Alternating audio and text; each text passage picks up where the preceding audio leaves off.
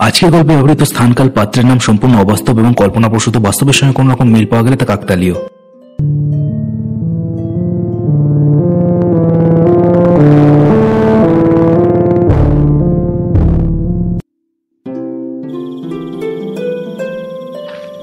শীত চলে যাওয়ার সময় হয়েছে। বেশ মনোরম আবহাওয়া চারিদিকে, হালকা ঠান্ডা, সাথে থেকে থেকে শিশিরে ভাব। এমন সময় তেলে ভাজা সাথে চা হলে জমে ক্ষীর হয়। এইসবই ভাবছিল ভম্বল হাঁটতে হাঁটতে। সেই বিকেলে ননীগঞ্জের মেন রোডে বাস থেকে নেমেছে সে। এখনো অব্দি হোটেলটা চোখে পড়ছে না তার। ভাবতে ভাবতেই হঠাৎ তার থেকে কিছুটা দূরে রাস্তার একটা বাঁক চোখে পড়ল তার। সেখানে একটা বড় সাইনবোর্ডও দেখা যাচ্ছে মনে হচ্ছে না?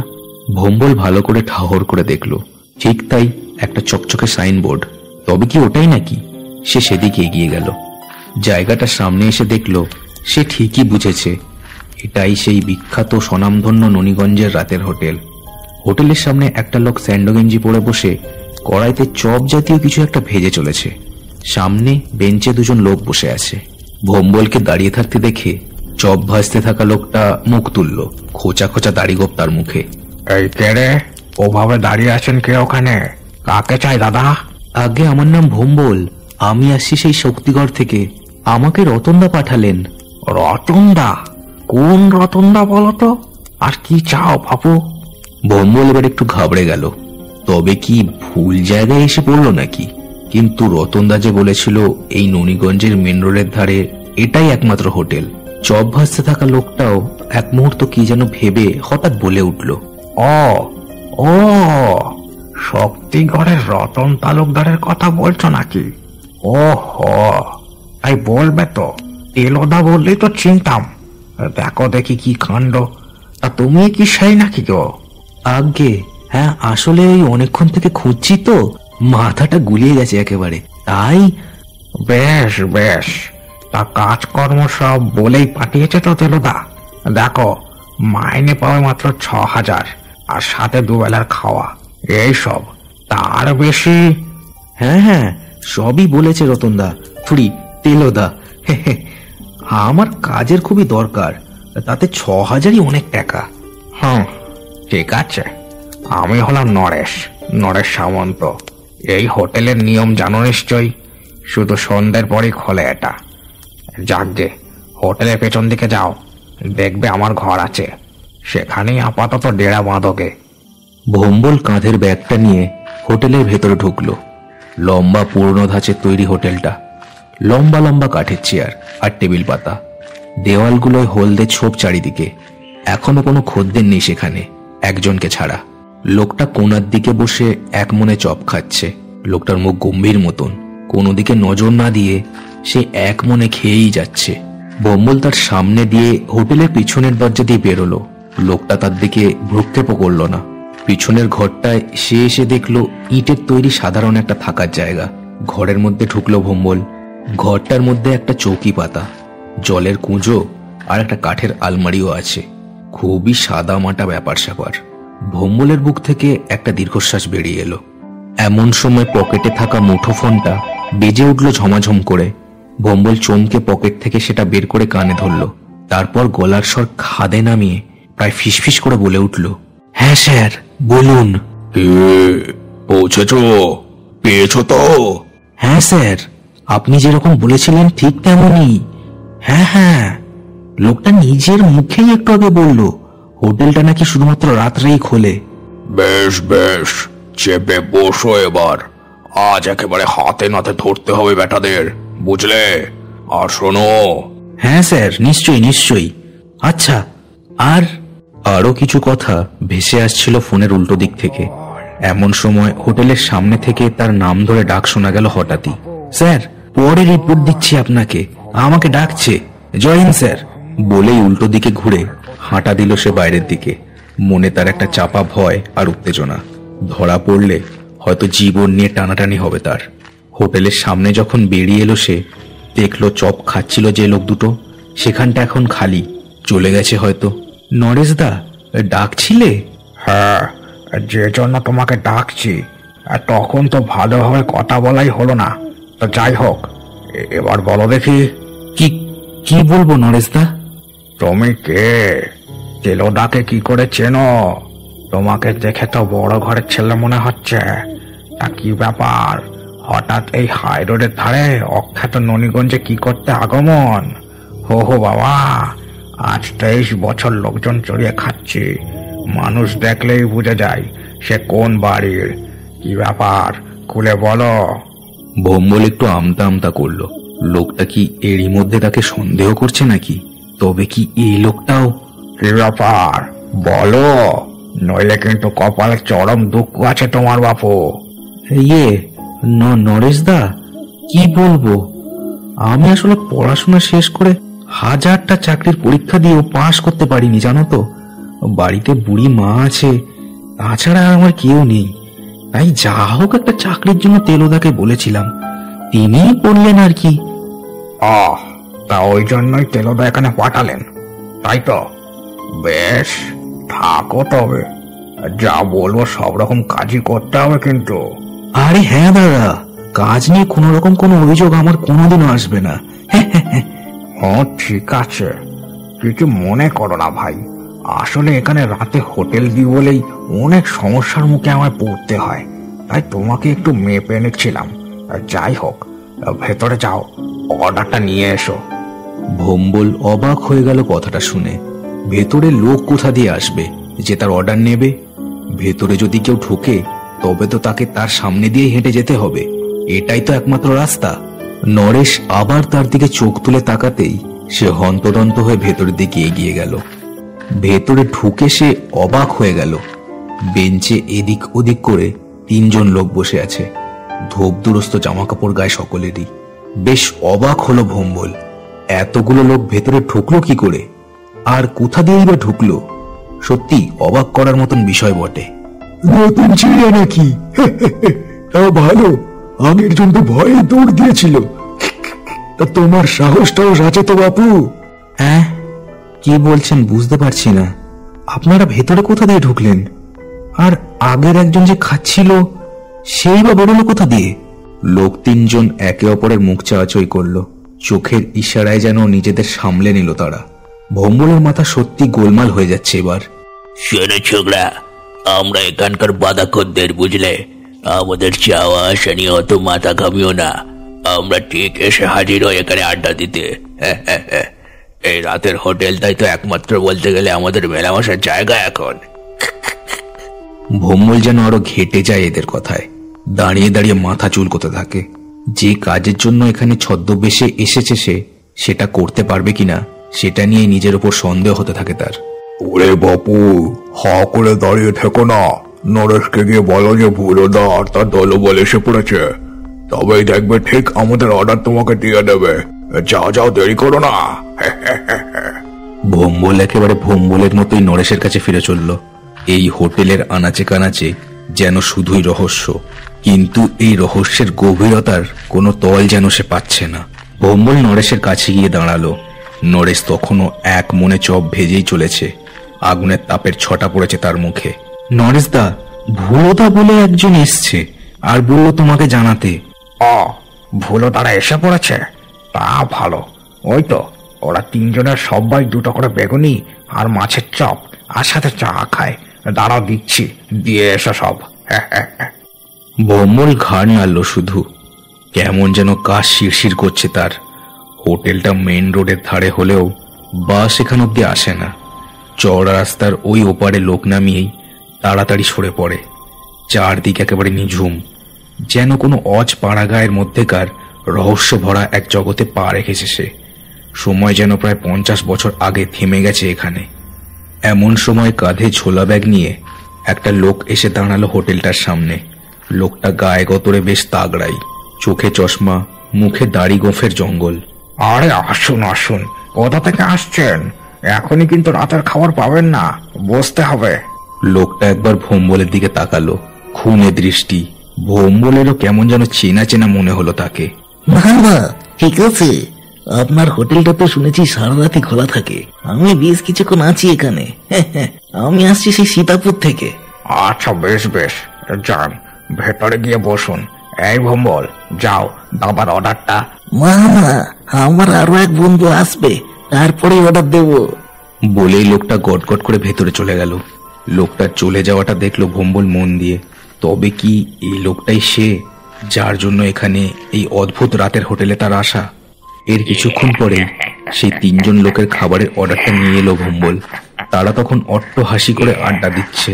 হাসির আওয়াজে হোটেলের টিনের চালটাই না উড়ে যায়। এবার ভম্বল সেই লোকটার দিকে একবার তাকালো।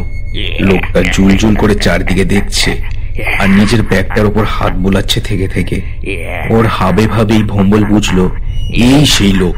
সে মনে মনে ভাবলো ঠিক আছে, এর স্যাঙারটা আসুক, তারপর ব্যাটাদের হাতে নাতে ধরা যাবে।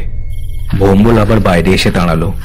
লোকটার স্যাঙার যখন আসবে তখন তাকে হাতে নাতে পাকড়াও করতেই হবে। এই রাতের হোটেলে চোরাইমাল পাচারের কাজ হবে শক্তিগড়ের থানায় খবর পেয়েছিল তারা। রতন তালুকদার তাদেরই খোঁচর, তার চেনা জানা আছে এখানে। শক্তিগড় থানার অ্যাসিস্ট্যান্ট সাব ইন্সপেক্টর সে। এখানে থানার বড়বাবুই তাকে ছদ্মবেশে পাঠিয়েছেন কালো ব্যবসাদার দুটোকে হাতে নাতে ধরার জন্য। নরেশদা, একটা কথা জিজ্ঞেস করব? হ্যাঁ বলো, কি বলবে? বলছি যে এই হোটেলটা তুমি রাতেই কেন খোলো? মানে বেশিরভাগ হোটেল তো দুপুরবেলা ভালো চলে, তোমারটাই দেখি খোলে এই সন্ধ্যাবেলা আর চলে সারা রাত। হ্যাঁ, তার টেলররা তোমায় কিছু বলে পাঠায়নি এই হোটেলের ব্যাপারে? ভম্বল কিছু বলতে যাচ্ছিল, এমন সময় একটা লম্বা লোক এসে দাঁড়ালো দোকানের সামনে। এই লোকটার চোখ মুখও সুবিধের নয়।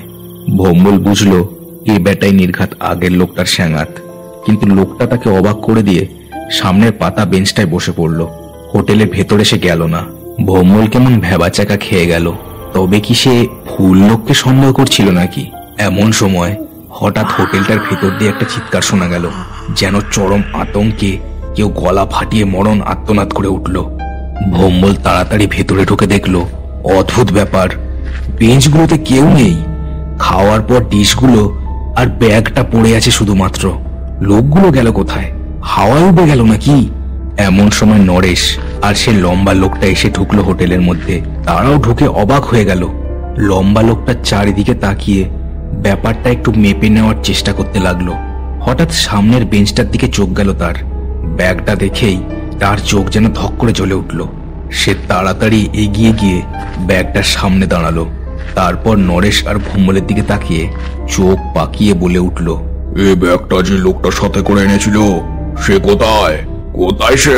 কি করেছো তোমরা তার সাথে? কেন মশাই, আর সে লোক কোথায় গেছে অপশত আমি জানবো কেমন করে? হ্যাঁ, যত সব।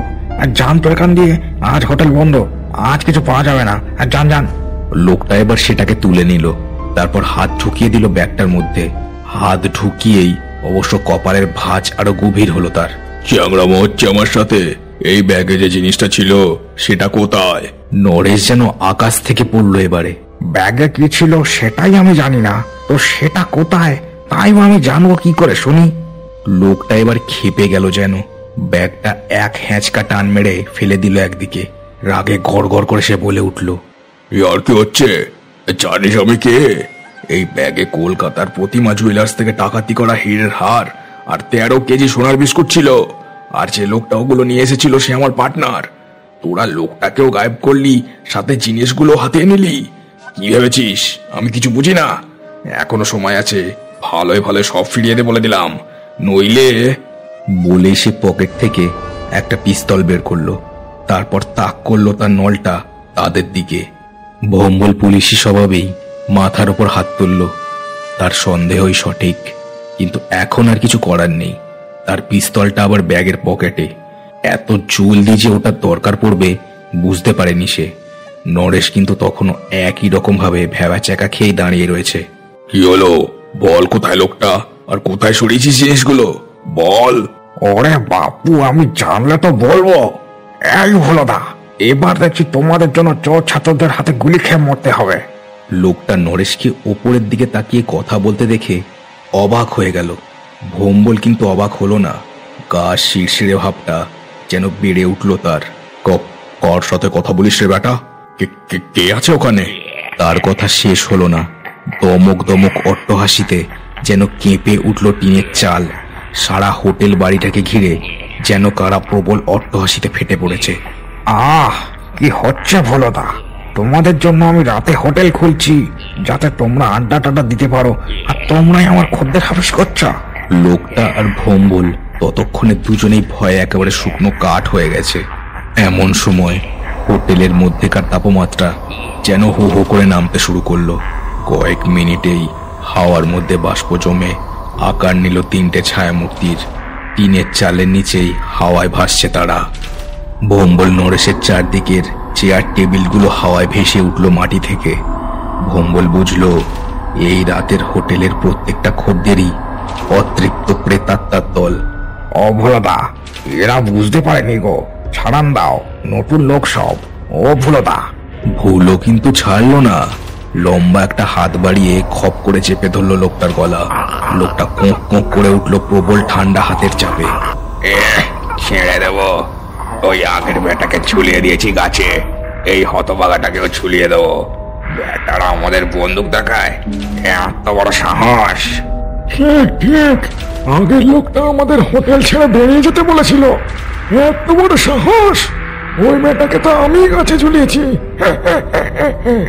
ওরা তো জানে না গো, এটা তোমাদেরই জায়গা। জানলে হয়তো বলতো না। ওদের ছেড়ে দাও। ভোম্বল এতক্ষণ চুপ করে থাকলেও এবার সাহস করে সে বলে উঠল, ভুলো বাবু, ওদের ছেড়ে দিন। আমি কথা দিচ্ছি, ওদের যথাযথ শাস্তি দেওয়া আমার কাজ।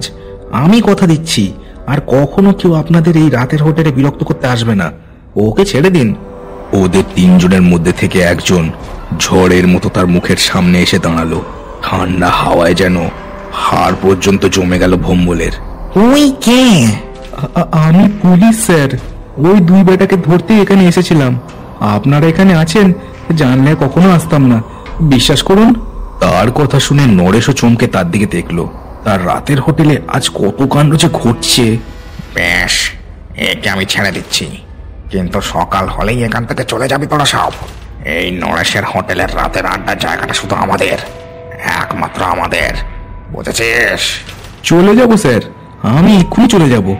বলছি যে ওই ব্যাগের জিনিসগুলো কোথায় যদি আছে একটু যদি বলে দিতেন, নইলে আমার চাকরিটা। আবার হা হা করে অট্টহাসিতে ফেটে বলল সবাই। ঘরের বাতাস যেন কেঁপে উঠল আবার। ভুলো ছপাত করে ফেলে দিল লোকটাকে। হোটেলের পেছনের জমিতে দেখি। কথাটা বলতে বলতে হাওয়ায় মিলিয়ে গেল মূর্তিগুলো। টেবিলগুলো কয়েক মুহূর্ত পরেই ঝপ করে এসে পড়ল মাটিতে।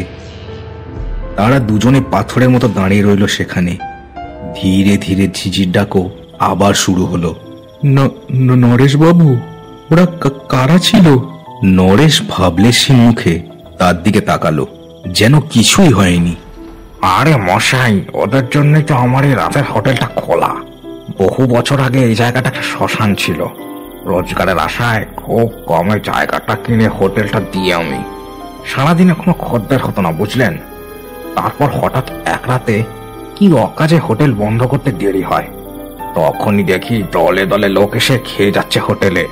টাকা পয়সা চাইতে হয় না, ক্যাশ বাক্স ঝপাঝপ ভরে যায় নিজে নিজে। তখনই বুঝেছিলাম এরা কারা। আমি ওদের দেখি, ওরা আমাকে দেখে। দিব্যি আছি, বুঝলেন তো। ভোম্বল চন্দ্রের পিঠ বেয়ে আবার ঠান্ডা বরফ জলের স্রোত নেমে গেল। আর ভুলেও এই নুনিগঞ্জে পা দেবে না সে, মনে মনে প্রতিজ্ঞা করল। শেষ হলো কার্টুনস অ্যানিমেশনসের আজকের গল্পের পরিবেশনা। আজকের গল্পটা কেমন লাগলো তা আমাকে কমেন্ট করে জানাতে ভুলো না। চ্যানেলটা সবাই সাবস্ক্রাইব করে দিও, আর গল্পটাকে শেয়ার করে দিও তোমার বন্ধুদের সাথে। দেখা হচ্ছে আর পরের ভিডিওতে। সবাই খুব ভালো থেকো।